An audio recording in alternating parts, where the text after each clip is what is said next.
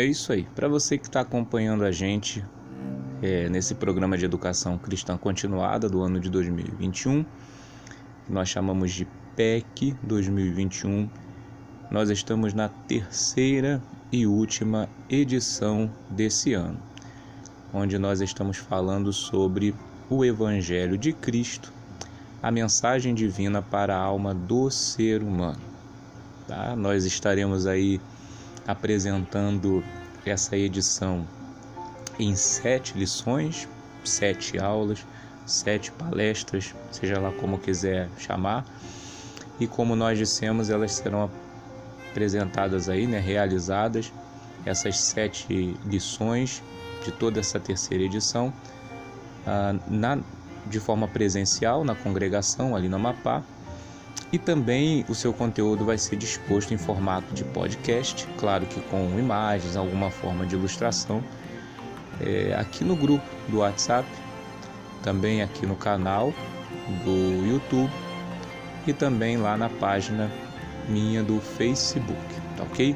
Então são esses os meios onde nós estaremos compartilhando e estaremos compartilhando esse conteúdo com você que por meio de alguma dessas mídias ou na congregação de forma presencial tem simpatizado aí e sintonizado com a gente na busca por essa experiência, por essa vivência, por essa partilha, tá? Lembrando que a nossa intenção, embora pareça, ela não é a de convencer ninguém a nada, é simplesmente de compartilhar a nossa fé, e na esperança também de esclarecer algumas dúvidas e ser uma ponte, um canal para obtenção de respostas que algumas pessoas estejam buscando, em relação às suas vidas, ao que tem acontecido e a questionamentos internos em relação à sua existência, em relação à vida, por assim dizendo, Tá ok? Então a gente está sempre propondo aí essa oportunidade de crescimento mútuo, tá? Tendo em vista que o objetivo dessa edição é expor o Evangelho de Cristo da forma simples e clara como ele foi anunciado por Jesus e pelos seus primeiros discípulos, eu faço questão aqui de destacar o poder constrangedor e transformador do amor divino, manifesto na graça, na misericórdia e no perdão. Porque essa é a única forma de alcançar a alma do ser humano. Essa é a forma eficaz de alcançar a alma do ser humano, que se encontra refém de uma influência maligna e por conta disso sobrevive, cansada, sobrecarregada e oprimida. A redenção é o primeiro assunto a ser tratado nessa edição do PEC e é a ação estabelecida pelo Supremo Ser, chamado por nós de Deus, E essa ação é consumada em si mesmo, no ser, nesse Supremo Ser, no seu Cristo eterno, o Verbo divino encarnado em Jesus de Nazaré. Esse é o mistério da vontade divina, segundo o propósito unilateral de tornar a reunir em si mesmo todas as coisas na plenitude de todos os tempos, em todas as dimensões. O propósito da redenção é perdoar, remir, resgatar e reconciliar. É buscar salvar o que está perdido e não ameaçá-lo nem condená-lo. Não é cobrar ou exigir um posicionamento, e sim doar a solução, doar a salvação, doar o caminho e assim promover uma reconciliação. Essa é uma ação efetuada exclusivamente pelo Espírito Divino, chamado Espírito Santo, Espírito de Cristo. É uma obra realizada por Ele, pelo próprio Supremo Ser, na pessoa que nós conhecemos como Espírito Santo, o poder esse poder que entra na alma do ser humano através da obra redentora de Cristo e acaba gerando esse constrangimento, essa transformação, essa conquista respeitosa, amorosa e, por que não dizer, irresistível, né? Não é um trabalho de persuasão humana, mas é um trabalho de conquista pela manifestação do amor,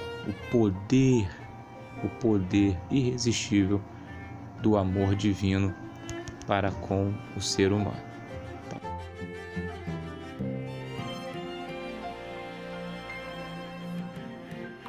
A epístola que Paulo escreve, ou a carta que o apóstolo Paulo escreve à comunidade de Éfeso, ela tem como objetivo central expor o plano de redenção divino para a reconciliação da humanidade consigo mesmo, no amado, né? Que é o seu próprio Filho, o Verbo encarnado do Supremo Ser, na operação e no poder do seu Santo Espírito.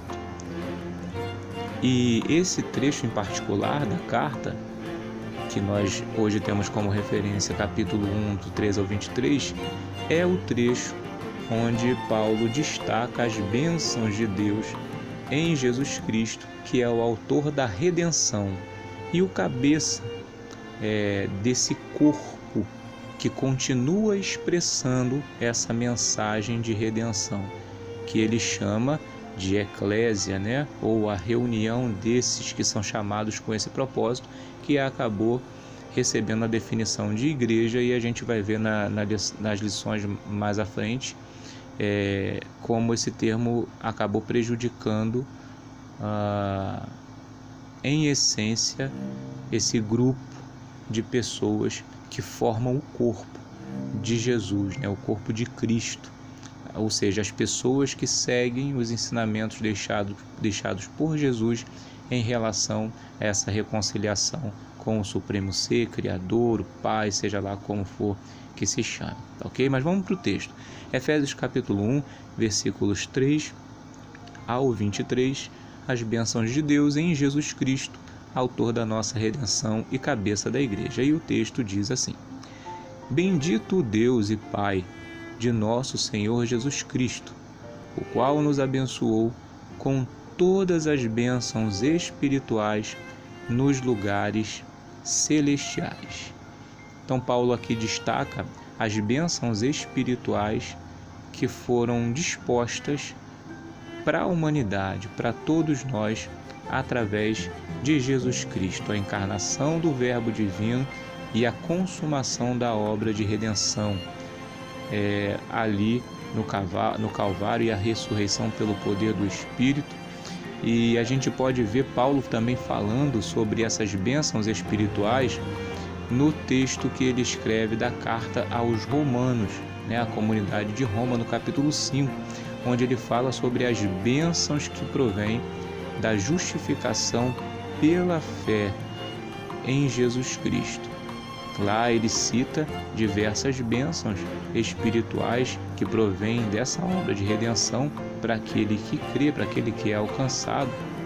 E uma delas é a bênção da esperança da glória, a esperança da manifestação da bondade de Deus, da bondade do Senhor, da bondade do Pai nas tribulações. Então, até mesmo nas tribulações é possível ver a bondade de Deus trabalhando na melhoria do nosso ser. Lá a gente vê todas essas bênçãos, né? A bênção da paz com Deus, a bênção da esperança da glória na glória, a bênção da esperança da glória nas tribulações e uma vida na plenitude do Espírito, a bênção do livramento daquele sentimento de culpa e da condenação e de um juízo, de uma ira, mas agora aquela alegria de estar reconciliado e estar em comunhão, vivendo o propósito, a bondade e todas as bênçãos aí da parte de Deus. Então Paulo aqui destaca já no início essa maravilha, essa bênção que advém da redenção, desse resgate que Jesus Cristo faz, reconciliando o ser humano com o Criador. Tá? Versículo de número 4. Como também nos elegeu nele antes da fundação do mundo, para que fôssemos santos e irrepreensíveis diante dele em caridade. Então, Paulo aqui destaca a eleição por graça, no poder do amor.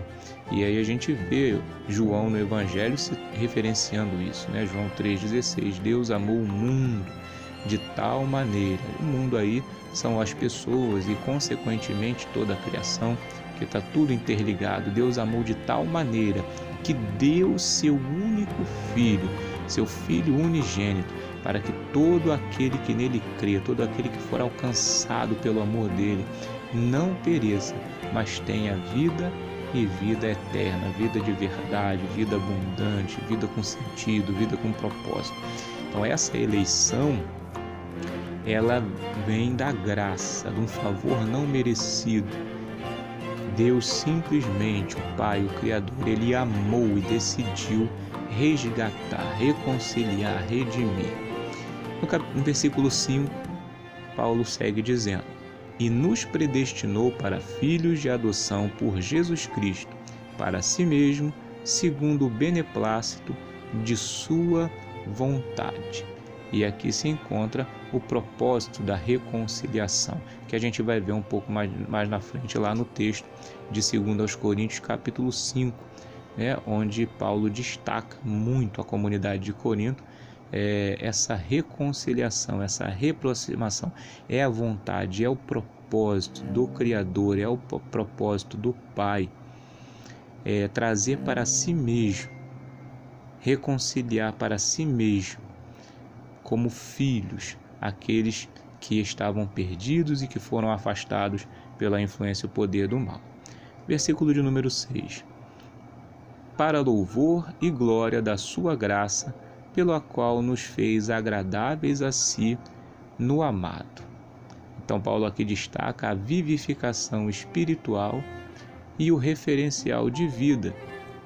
Vivificação espiritual, porque a graça dele nos alcança, a bondade dele nos cobre, transforma a nossa vida, traz sentido, traz a alegria, traz, né, a esperança, traz a motivação, traz a pacificação, e a gente recebe essa influência do Espírito de Deus e a gente começa a colocar os nossos olhos no Filho, em Jesus, no Cristo, no amado, conforme foi dito lá no Evangelho, né? Quando do batismo de Jesus no Rio Jordão por João,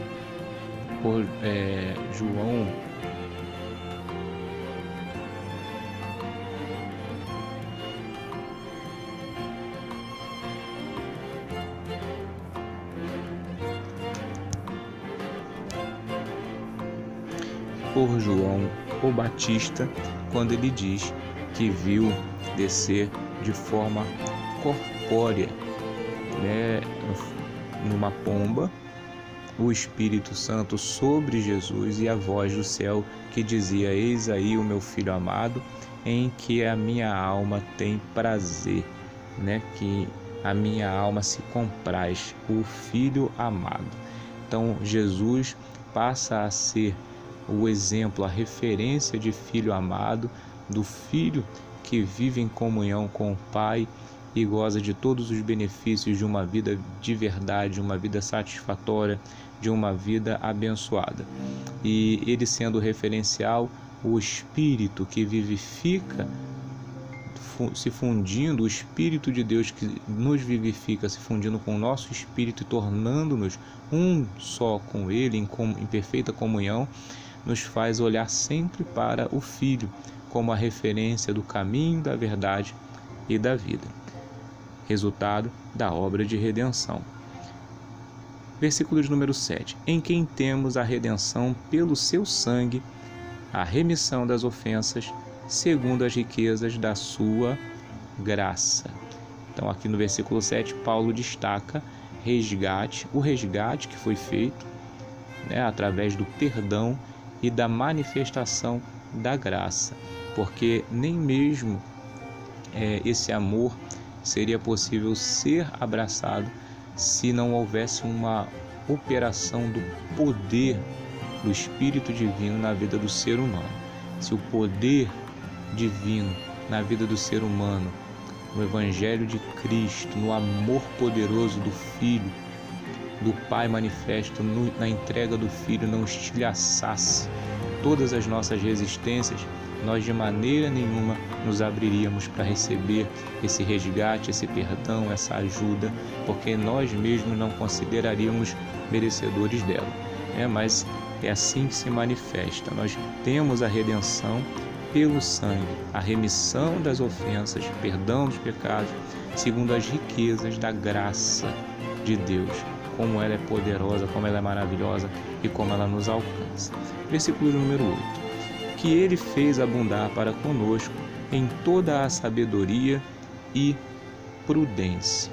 Então nós vemos aí a sabedoria divina e o cuidado dele em buscar, em resgatar, em vir atrás, em passar por cima de todas as coisas, na intenção de reconciliar com ele mesmo aquilo que estava perdido, aquele que estava perdido, aquele que estava refém de uma influência maligna, aquilo que está distorcido. Ele mesmo, pela sabedoria, pela sua própria sabedoria e o seu cuidado, ele efetua essa obra de redenção. Versículo 9. Descobrindo-nos o mistério da sua vontade, segundo o seu beneplácito ou propósito, que propusera em si mesmo. Então, no versículo 9, Paulo destaca a revelação da verdade. Porque quando o ser humano anda, vive ou sobrevive influenciado pelo poder do mal, pelas obras do mal, ele acaba sendo iludido, enganado, engodado. Ele não tem pleno conhecimento da verdade, desse amor, dessa comunhão, dessa vida, do propósito, da razão da sua existência. E ele fica cheio de conflito, todo confuso, mas Deus descobre esse mistério, desvenda, revela esse mistério da sua vontade, do seu propósito, dessa vida abundante, do sentido e da razão da existência do ser, e ele propôs nele mesmo trazer essa revelação da verdade através da redenção por meio de Jesus Cristo, o Verbo encarnado, a verdade, o caminho e a vida. Versículo de número 10. De tornar a congregar em Cristo todas as coisas, na dispensação da plenitude dos tempos, tanto as que estão nos céus como as que estão na terra.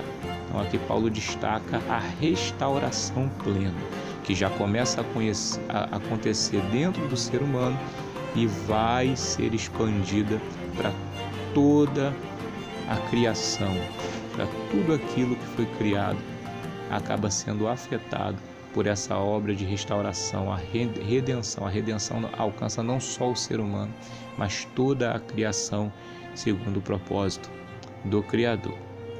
Versículo de número 11. Nele digo, em quem também fomos feitos herança, havendo sido predestinados conforme o propósito daquele que faz todas as coisas segundo o conselho da sua vontade. Paulo aqui destaca o amparo e a segurança na obra da redenção feita por Deus e consumada por Jesus no poder do Espírito. Versículo de número 12. Com o fim de sermos para louvor da sua glória, nós, os que primeiro esperamos em Cristo. E aí Paulo manifesta, Paulo expressa a manifestação da bondade divina em nós. Versículo de número 13. Em quem também vós estáis, depois que ouvistes a palavra da verdade, o evangelho da vossa salvação, e tendo nele também crido, fostes selados com o Espírito Santo da promessa, o qual é o penhor da nossa herança, para a redenção e possessão de Deus, para louvor da sua glória. Então Paulo aqui expressa a oportunidade oferecida por Deus dessa redenção, dessa reconciliação, né, desse resgate e a segurança de se estar nele, de ter sido alcançado por esse favor, por esse amor, por essa misericórdia, por esse perdão. Versículo de número 15.